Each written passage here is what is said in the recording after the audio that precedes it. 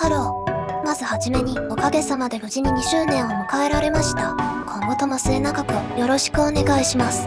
今回は2周年を記念して、質問コーナーや来年の活動方針をお話ししていけたらと思います。それでは早速。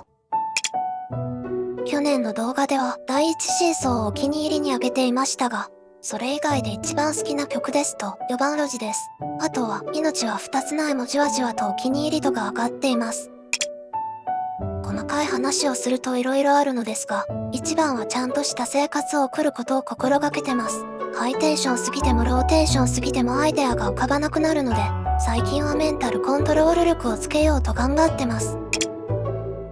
やはり一番はイラストの成長ですかね。と思って1年前のイラストを見返しましたけど、その時は今より1枚にかける時間が段違いだったので、クオリティとしては変わってない感じもしますね。とはいえイラストを描くスピードが上がり、スキルも上がっているような気がしているので、この調子でレベルアップしていきたいですね。音楽面では、この1年はご依頼曲も制作しながら作っていたので、その時々のご依頼されている内容の練習曲的なものも多かったり、個性を出した曲というよりは、実用的に使えることを重視した曲が多かったです。おかげでパーカッション、ギターの打ち込み、音作りの仕方などは、この1年で色々な手法を学べたのかなと思います。次の1年は作曲の幅を広げるというよりは、クオリティを上げたり自分の色を出す方向に進めようと思っています。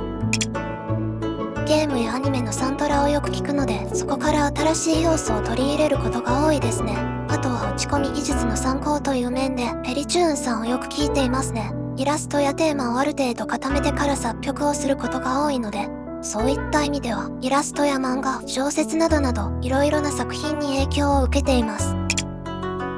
実は普段の話は日常という言葉でぼやかしているので、学生であるとか社会人であるといったことはないと思います。強いて言うなら理工系の人間です。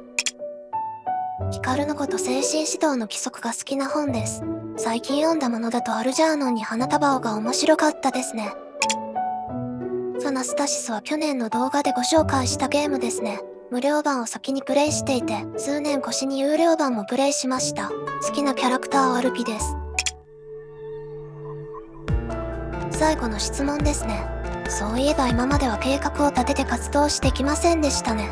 この1年はありがたいことに制作依頼をたくさんいただきまして、初めてのテーマや曲調にチャレンジさせていただく機会が多かったです。